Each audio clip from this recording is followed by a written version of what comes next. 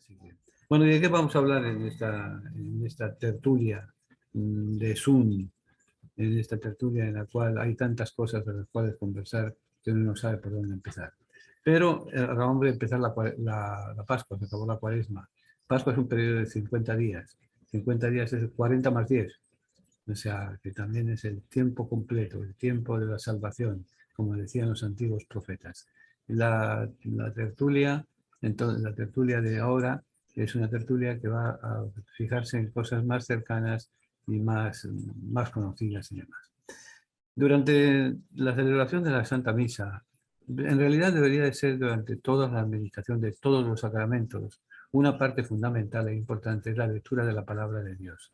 En la Eucaristía se leen cuatro fragmentos. Se lee un fragmento del Antiguo Testamento, un fragmento del Nuevo Testamento, un fragmento del Evangelio y fragmentos de Salmos a lo largo de... Es la más que se lee en la Eucaristía de la palabra de Dios. Pero también los otros sacramentos se leen.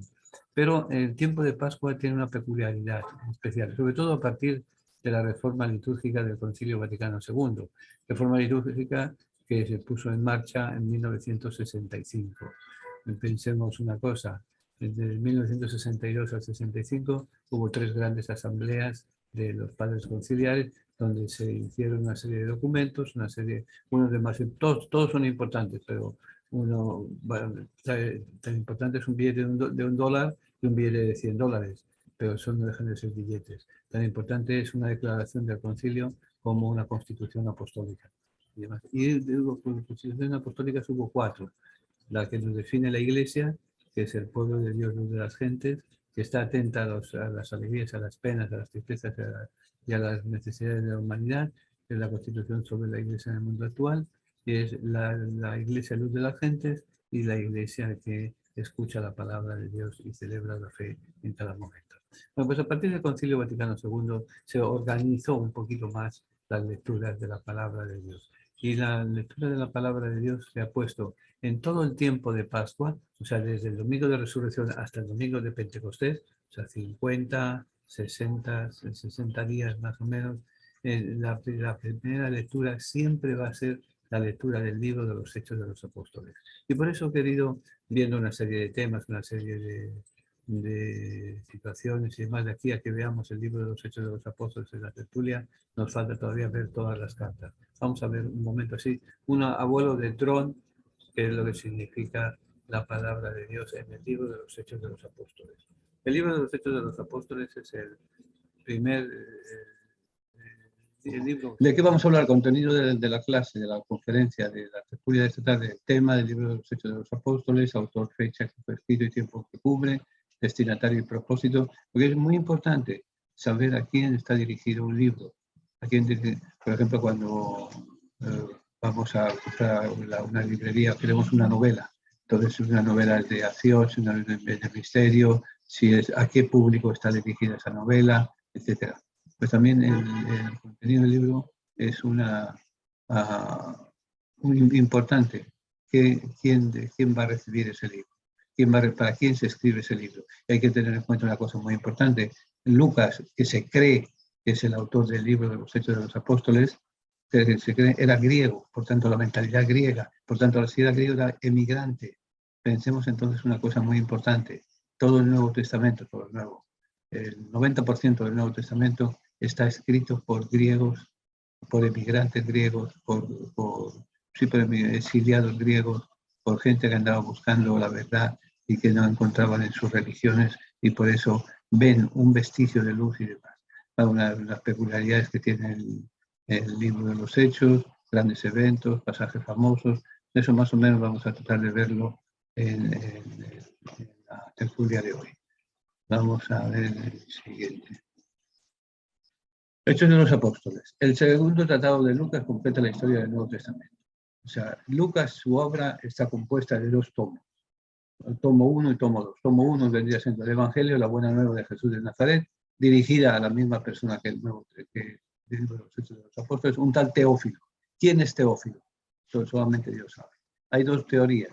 Una, que sea una figura respetable en la comunidad, y otra, que es un amigo de Dios. De hecho, la palabra Teófilo lo que significa es eso. Teos, Dios en griego, philos, amigo, amigo de Dios, como por ejemplo philos, amigo de la sabiduría, filosofía. Felipe, Felipe es amigo de los caballos, Filos y Pos. Filos es amigo y Pos caballo. Felipe, Filipos. Ahora, ¿qué tiempo abarca el libro de los Hechos de los Apóstoles? Abarca la historia desde el momento en que Cristo asciende al cielo y el posterior derramamiento del Espíritu Santo en Pentecostés hasta la expansión de la Iglesia en Roma. O sea, el Nuevo Testamento empieza con la genealogía de Jesús y termina con la ascensión de Jesús al cielo. Y dirigido ambos al mismo individuo. Al mismo individuo, no sabemos quién era, pero no importa.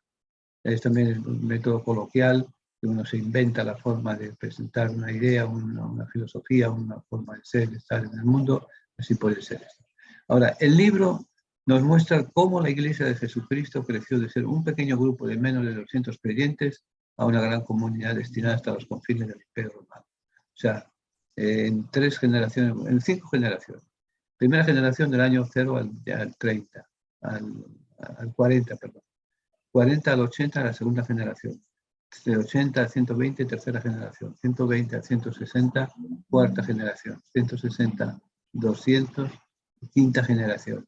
La quinta generación está ya extendido prácticamente por todo el Imperio Romano. Entonces, el momento culmen es séptima generación, que es cuando les dan la libertad de conciencia, la libertad de expresarse y demás. Salen de ser indocumentados para convertirse en ciudadanos libres en el Imperio Romano. El libro de los Hechos es el puente entre los evangelios y las cartas, las epístolas, ya que la Iglesia solamente se anticipa con escasa mención en los evangelios, mientras que las epístolas ya se la presuponen.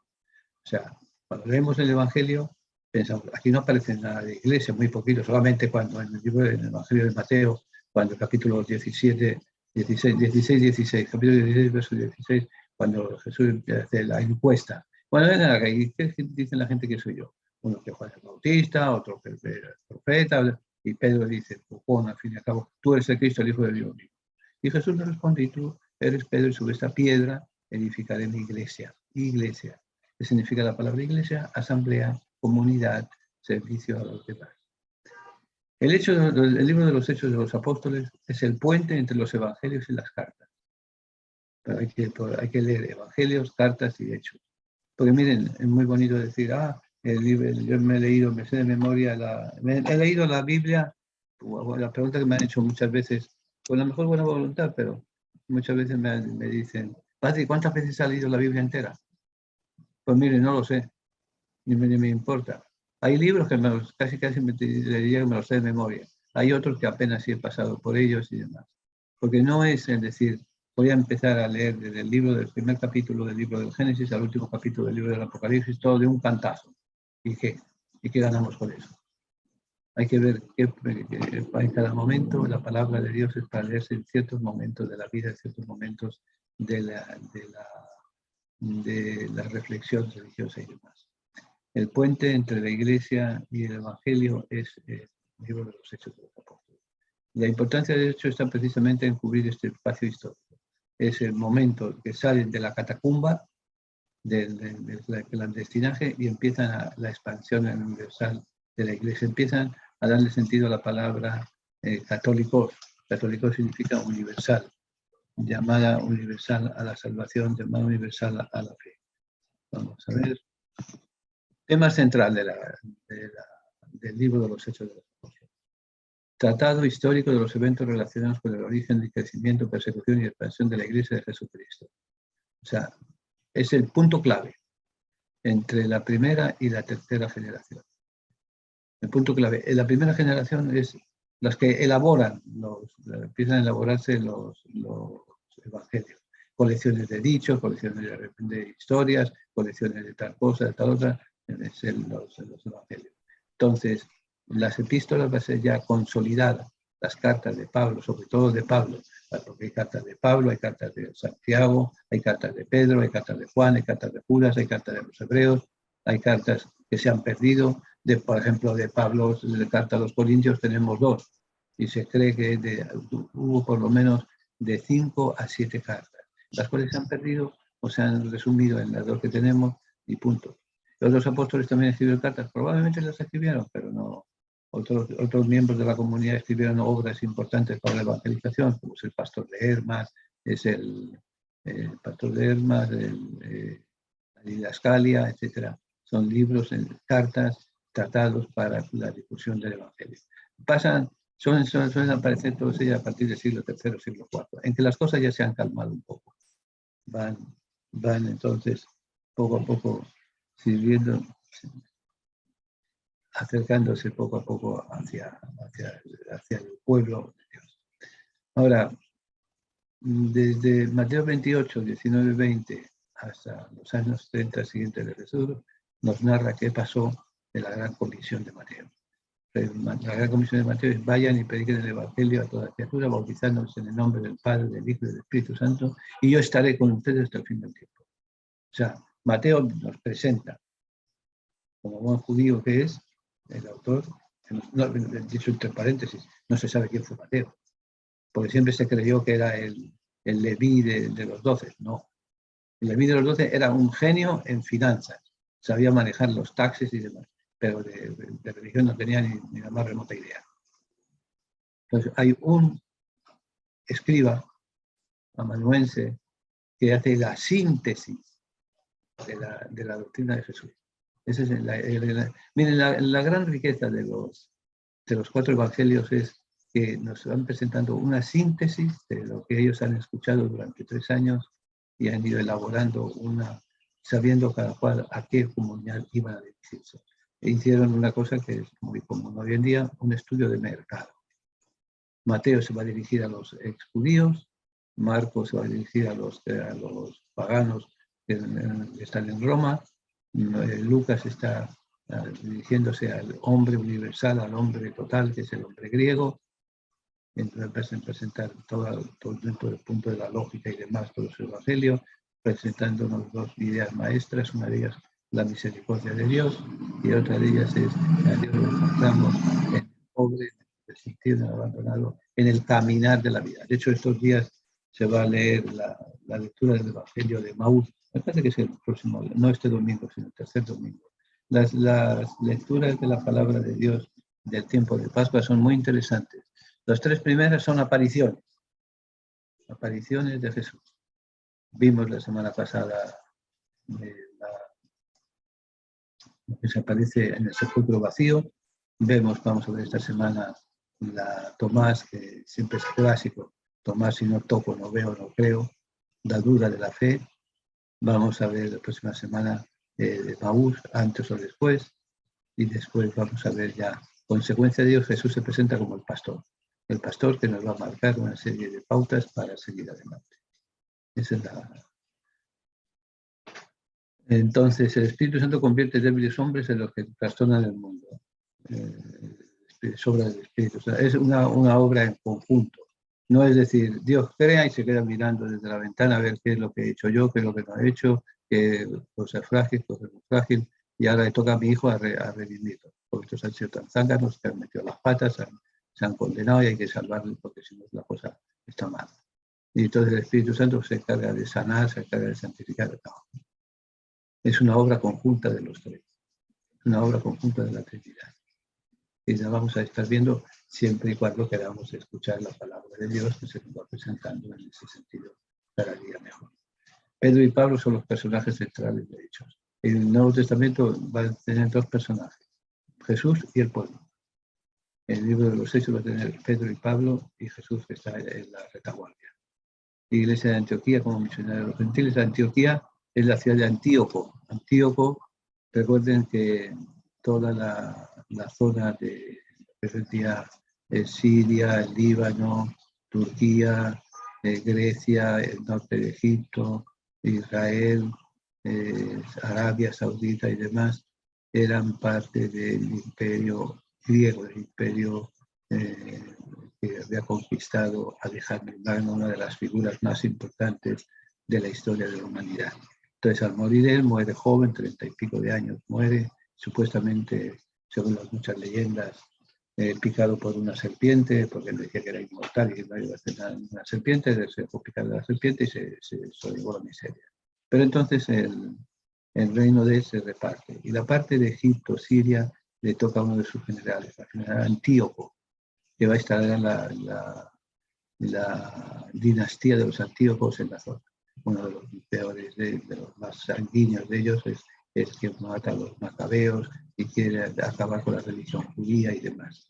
Entonces es la entrada en el mundo judío del mundo griego. Pero, entonces ellos van a fundar una serie de ciudades: Antioquía, hay Antioquía de Siria, Antioquía de Damasco, Antioquia en Colombia también hay. Porque pensemos una cosa: a finales del siglo XIX, primera mitad del siglo XX, hubo una gran emigración de turcos y de habitantes del imperio turco, del imperio, de lo que hoy en día es el Medio Oriente, a América Latina. Como venían con pasaporte turco, que era el pasaporte otomano,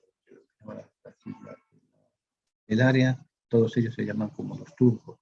Por eso las grandes colonias turcas en Argentina, en Uruguay, en Perú, en Ecuador, en Venezuela, en Colombia hay grandes comunidades que originalmente eran judías, eran de la zona del Medio Oriente. Pero bueno, presenta que el cristianismo es una amenaza para la autoridad civil de Roma.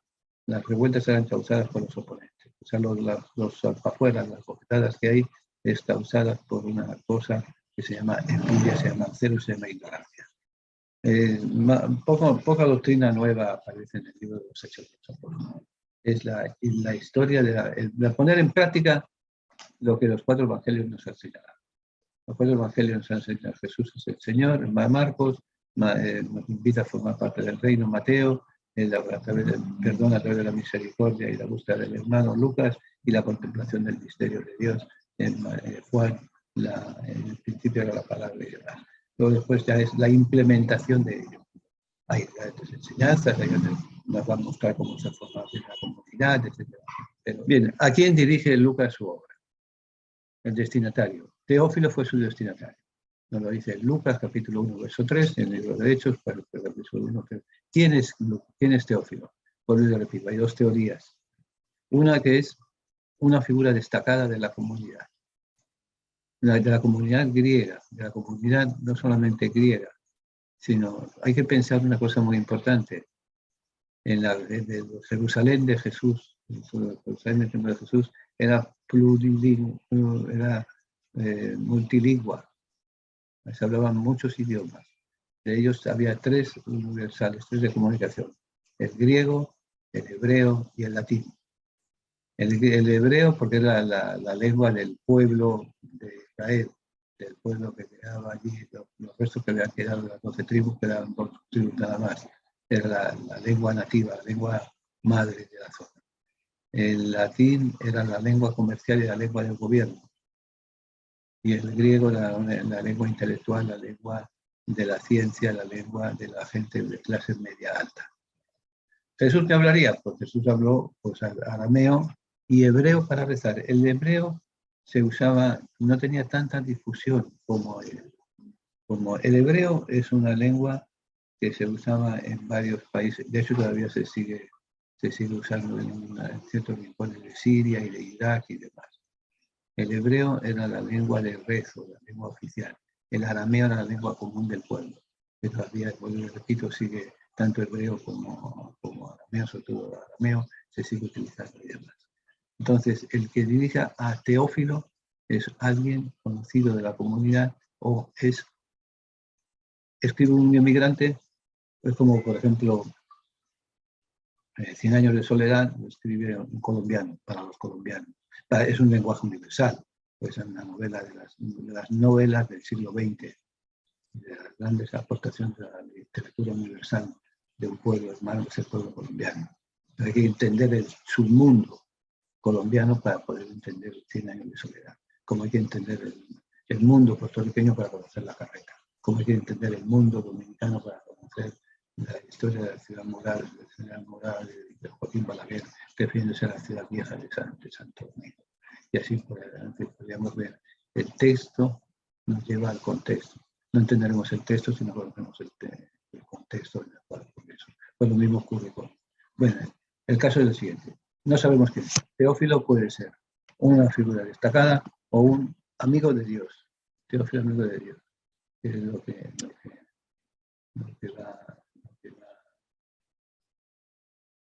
va diciendo. Como Hechos es una segunda parte de la obra que Dios cumplió con su Evangelio, debemos tomar en tema el producto de Lucas, donde él explica que escribía estas cosas para que Teófilo tuviera un conocimiento completo de la verdad. O sea, ¿para qué escribe Lucas el Evangelio? ¿Y para qué escribe Lucas en los Hechos de los Apóstoles? Para que el discípulo de Jesús tenga clara la verdad que cree. O sea, pensemos eso, en la mentalidad griega, la mentalidad concisa, la mentalidad clara. 2 y 2 son 4. Entonces, 2 y 2 podrían ser 4, pero si le quitamos 3, entonces no. La verdad pura y dura. Y eso es lo que hace Lucas con los dos libros, en los Hechos y el Evangelio. Continuar el relato de lo sucedido con la Iglesia después de la ascensión de Cristo a los cielos. O sea, el origen, su crecimiento y su expansión. Primera parte del libro de la obra de Lucas, el Evangelio. Presenta la teoría. Segunda parte de los Hechos presenta la práctica. Cómo esa teoría se va expandiendo por una serie de siglos y de Jesús le dice, van a ser mis testigos. ¿Testigos de qué? De la predicación. Y la obra de Lucas tiene una característica muy curiosa. Es siempre hacia adelante. De Jerusalén, perdón, de Nazaret a Cafarnaúm, de Cafarnaúm a Jerusalén, de Jerusalén a Roma, a Antioquía, vaya usted a saber otros sitios. Sería interesante si le pongo una asignatura, que va a ser muy interesante si la hacen. Pónganse, lean el libro de los Hechos de los Apóstoles y saquen las ciudades que hay. ¿Cuántas ciudades nombra? Nombra Jericó, nombra Jerusalén, nombra Emaús, nombra Jope, nombra Nazaret, Caná, nombra Monte Tabor. Vayan buscando, a ver, sería interesante que cuando leemos la palabra de Dios vayamos viendo cuáles son los lugares que se van citando, se van viendo. Jerusalén, toda Judea, Samaria y hasta el último confín de la tierra. Siempre en Samaria, ahí tienen el mapa más o menos. Samaria es lo que es hoy en día parte de la autoridad palestina, el centro del país de Israel. Está dividido por el Jordán, la Cisjordania y la Transjordania. Entonces, de la zona del Jordán, el río Jordán es el que hace prácticamente de ombligo de toda la. Entonces, va a predicar para Jerusalén, para Judea y para el mundo entero. Hasta que el fin de la tierra nos va a ir dando.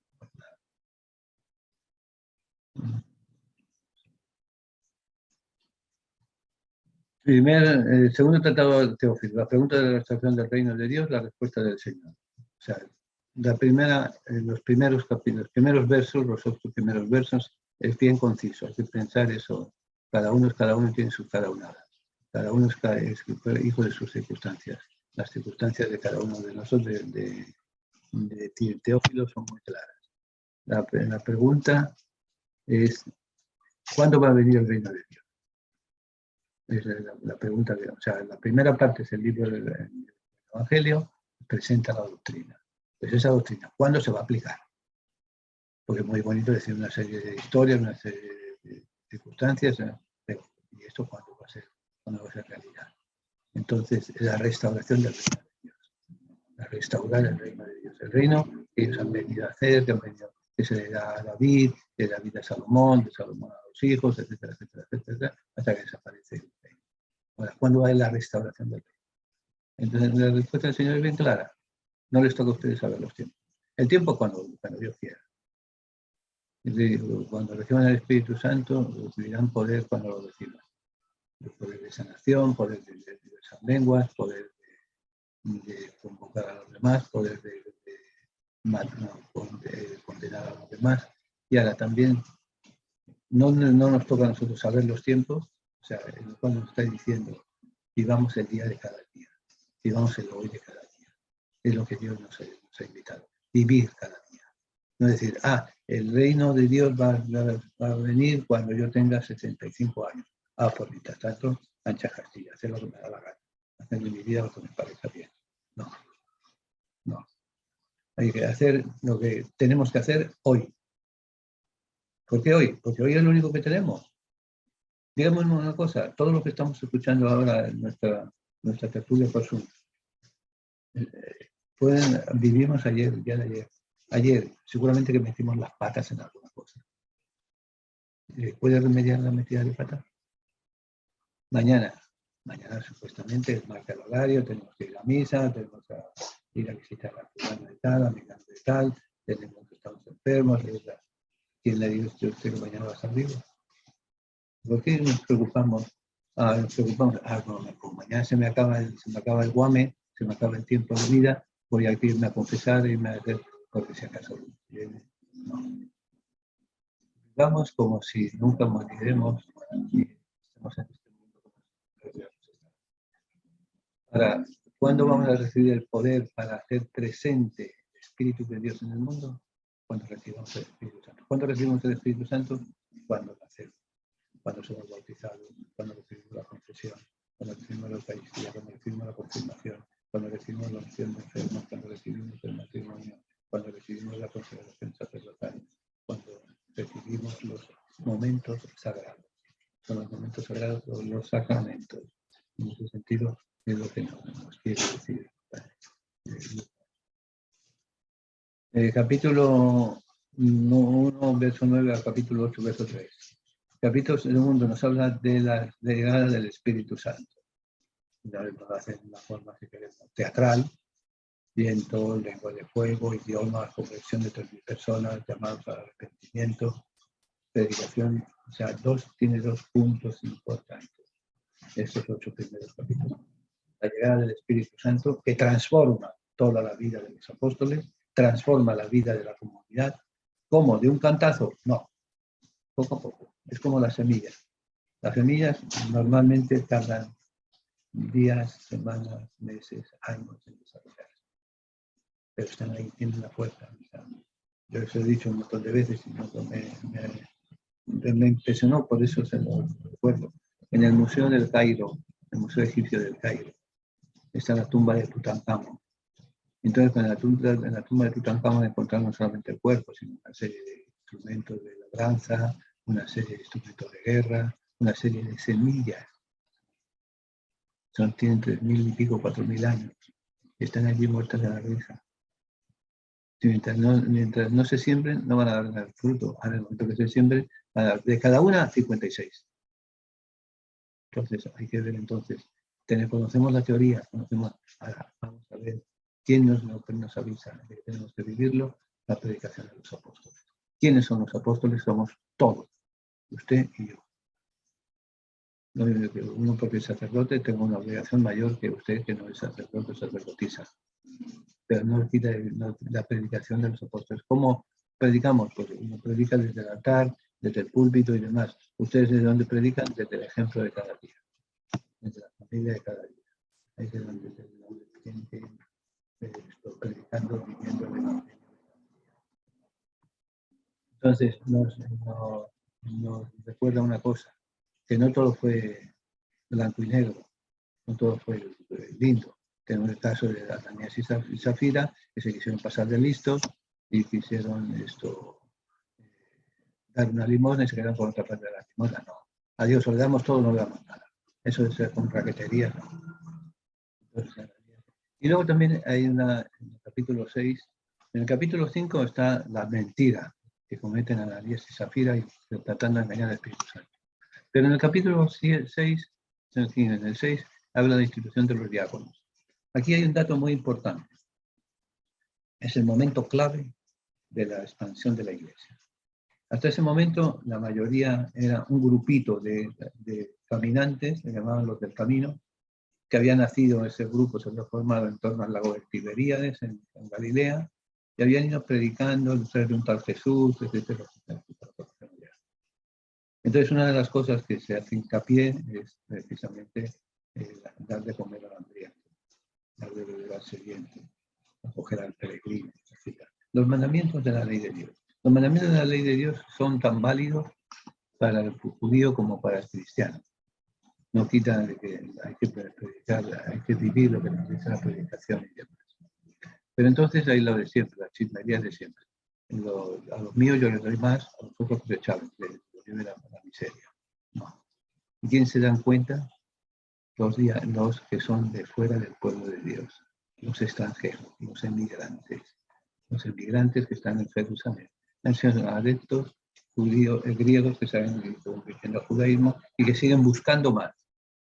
Y encuentran, pero entonces se dan cuenta de que están abusando de su gente, de los creyentes que son de origen griego, que no son de origen judío. Entonces van donde, y aquí hay 3 datos importantes. Van donde Pedro. ¿Quién es Pedro? La autoridad en la iglesia.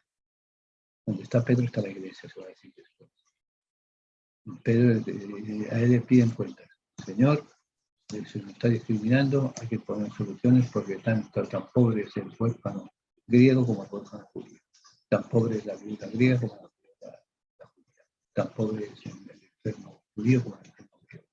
Aquí no puede haber. Sí, pero Pedro, un momentito. Todo eso está bien, pero nosotros no estamos aquí para repartir el pan, para repartir las habichuelas, para repartir. Estamos para predicar el evangelio, para buscar quién haga eso. Entonces surge el movimiento de servicio, de diaconía. Diáconos es servicio de ministerio del servicio. Y van a ser las segundas figuras importantes. Va a llegar un momento que van a tener más importancia que nadie en la iglesia. ¿Por qué? Pues porque son los que se dedican a manejar el dinero, a manejar los bienes, a manejar los donativos que van llegando para la. Entonces, una iglesia que tiene muy clara el rol de cada uno. El rol de los pastores son los anunciadores de la palabra de Dios y los que tienen que predicar con el ejemplo, sirviendo a la palabra de Dios. Y además va a haber también un salto afuera, por así decir, que Pablo, que es judío de migración, es hijo de migrantes, es emigrante él también, tiene la mentalidad de vamos a llevar la palabra de Dios no solamente a los judíos, sino a todo hombre y mujer de Dios.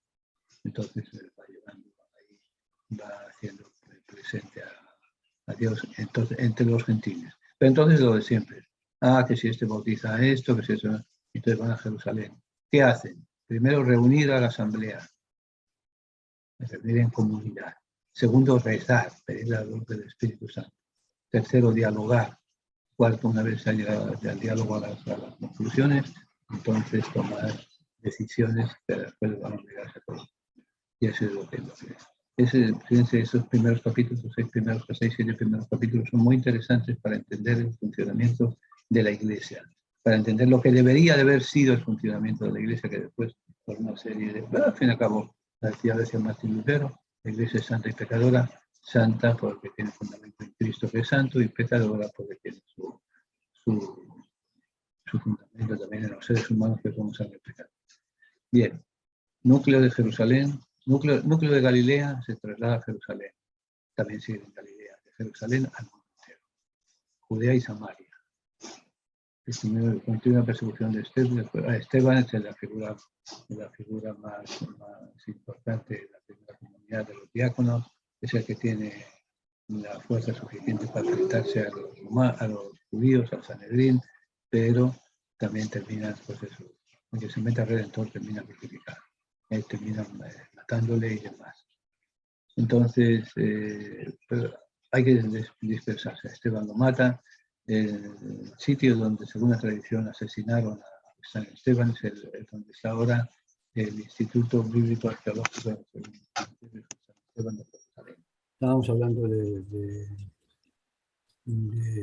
San Esteban. San Esteban muere asesinado a pedradas por parte de los judíos de Jerusalén, que ven en el movimiento cristiano que se les va de las manos. Y destaca entonces un líder muy importante un muchacho joven, fanático, Pablo de Tarso. Pablo va a ser una figura muy interesante, una figura muy comprendida, incluso hasta hoy en día, pero que tendríamos que decir que tiene una rabiosa actualidad Pablo. Pablo es hijo de inmigrante, una familia de él de origen fariseo, nace en Tarso, Tarso está en mitad de Turquía, vendría siendo en la zona de Irak, entre Irak, Siria, más o menos esa zona. La familia pues tiene un negocio próspero de tiendas de campaña. Tiendas de campaña no para irse de camping a los fines de semana a la playa y cosas de esas, sino recordemos el comercio de la época se hacía a través de caravanas y demás. Y entonces caravanas que iban 300, 400, 500, 1000 personas. Entonces no había hoteles, no había hoteles donde quedarse por la noche. Eran ciudades flotantes. Ciudades flotantes que iban yendo de un sitio para otro, porque llevaban incienso y bordados a la India y a China, y traían de la India y de China al occidente, y especies de alimentos. Pensemos una cosa muy importante, las neveras no se inventan hasta el siglo XIX. Mientras tanto la comida, pues eso, había que guardarla como se pudiera, y una forma de guardarla era se pudiera, para que no se notara el olor a podrido, se lo untaba con especias, pimienta, pimienta, sal, una serie de cosas. Entonces ahí es donde viene eso. Pablo pertenece a una familia de clase media alta, quiere ser rabino, va a estudiar a Jerusalén, entonces ahí empieza la historia de Jerusalén, la historia de Pablo. Capítulo 8, capítulo 12, va el testimonio en Judea y Samaria. O sea, primero va como una forma expansiva, primero en Galilea, sobre todo los puntos importantes, Nazaret y Cafarnaún. Cafarnaún era la ciudad más importante, la aldea de Nahum, era un sitio donde paraban los caminantes en la Vía Pacis. La Vía Pacis era una autopista que conectaba Egipto con Siria y Siria con Roma. De manera que en menos de 2 semanas, 3 semanas se podía estar en Roma, cualquier documento, cualquier cosa importante. Entonces, cada 30 kilómetros había como 20 millas, había un sitio donde había cambio de postas, cambio de caballos, descansaban los que iban llevando sus recados y demás, y allí pagaban impuestos, comían, bebían, y era la ciudad por eso Pedro y Santiago y Juan y Andrés tienen un negocio de pesca, porque hay mucho comercio. Por eso Leví, en Mateo, va a tener su kiosco de impuestos. Por eso va a haber una legión romana, un centurión romano con soldados allí protegiendo y demás. Por eso Jesús va allí. No va por pura casualidad. Va donde está la gente. Va donde por las noches se le a orar y eso, pero vive allí. De allí va a subir a Jerusalén. De Jerusalén ya él los deja y se va al cielo y empieza entonces el revuelo en la expansión, primero por las zonas cercanas. Vamos a ver, por ejemplo, después del evangelista, capítulo 8, las zonas cercanas, y después van a ir a Roma, van a ir a una serie de excursiones y demás, de viajes apostólicos y demás. En persecución después de Esteban, a Grecia. Entonces, en la persecución después de Esteban va a destacar Pablo, va a destacar Saulo, que es el nombre. Fíjense que Pablo tiene 2 nombres. Un nombre latino, Paulus, Pablo, para cuando se maneja en el mundo romano, y él es ciudadano romano, él es bilingüe, por así decir. Él tiene 2 ciudadanías, la ciudadanía romana y la ciudadanía judía. Entonces, Pablo va a dirigir el revuelo contra los cristianos. Los cristianos se expanden. Entonces, hay un momento, capítulo 8, el encuentro de Felipe con el administrador de la reina de Rusia. Felipe, que es un diácono, Felipe, amigo de los caballos, no es un cualquiera, se ve que era clase media alta, que tenía cuadras de caballos. Entonces Felipe va a la franja de Gaza, va a salir por la puerta de Jafo, se va, y en mitad de camino se encuentra un revuelo de caballos, de carrozas y demás, y se acerca y ve que están leyendo, que el que va allí es una figura importante. Una figura importante es el administrador de la reina de Cusa, les ve que está leyendo a Isaías, le pregunta, ¿se entiende lo que está leyendo? Y dice, madre Señor, ¿cómo voy a entender si no tengo nadie que me lo explique? Y ahí comienza la segunda gran evangelización a los gentiles. Fíjense que hay dos momentos importantes en el libro de los Hechos de los Apóstoles que nos hablan de la expansión del cristianismo. Uno es, y son dos figuras importantes, uno es Pablo, que se revuelve contra el cristianismo y demás, y después se convierte en el apóstol de los gentiles, va a dirigir 3 viajes apostólicos, va a dirigirse a las autoridades judías y a las autoridades cristianas, y va a dirigirse a quien quiere escucharle, va a la plaza pública del mundo. Es como si viniera a predicar algo, a decir algo a la ciudad de Nueva York. Si quieren a alguien que le escuchen, venga a Nueva York. Venga a Nueva York a Times Square, venga a Nueva York a Madison Square Garden, venga a Nueva York a las Naciones Unidas. Que le hagan caso es otra cosa, pero escucharle le escuchan. Pues eso es lo que hace Pablo. Pero también hay de otro lado, Felipe el Evangelista, que no se le ha dado quizás la importancia que merece este encuentro. Felipe el Evangelista se da cuenta y pregunta, ¿entiendes lo que estás leyendo? Y esa es la pregunta que muchas veces, ¿entendemos lo que estamos rezando? ¿Entendemos lo que estamos practicando? ¿O simplemente hacemos consistir nuestra creencia en que nos bauticen, en que hagamos la primera comunión, en hacer cosas, pero no en dar testimonio de? Entonces, ¿cómo entiendes? ¿Cómo voy a entender si no tengo nadie que me lo explique? Eso es lo que él predica, lo que él hace y demás. Entonces hay todo un momento de conversión, todo un proceso de conversión. Fíjense, en la primera parte de los primeros 10 capítulos hay 3 momentos de conversión importantes. El primero es en la venida del Espíritu Santo, son Raimundo y todo el mundo. Ahí están representados prácticamente los pueblos conocidos en ese momento, pueblos del sur de Asia, pueblos del sur de Europa, pueblos que estaban todos ahí un revolú muy grande entre ellos. Esa es la primera conversión. La segunda conversión es la de Pablo, que primero se convierte él y después se dedica al proceso de conversión, es decir, Jesús es el Señor. Y tercero, Felipe, que nos habla en 11 capítulos, en 10 capítulos, nos habla de conversión y cada uno en un proceso distinto. Testimonio de Pedro de los Gentiles, capítulo 12. Capítulo 12, muerte de Jacob por Herodes, Agripa, encarcelamiento y liberación de Pedro, Dios enjuicia a Herodes Agripa. Nos está diciendo, quedan 4 minutos, nos está diciendo que, bueno, ¿saben qué? Vamos a hacer una cosa. Como hemos tenido revuelo y demás en este tema, vamos el próximo seminario,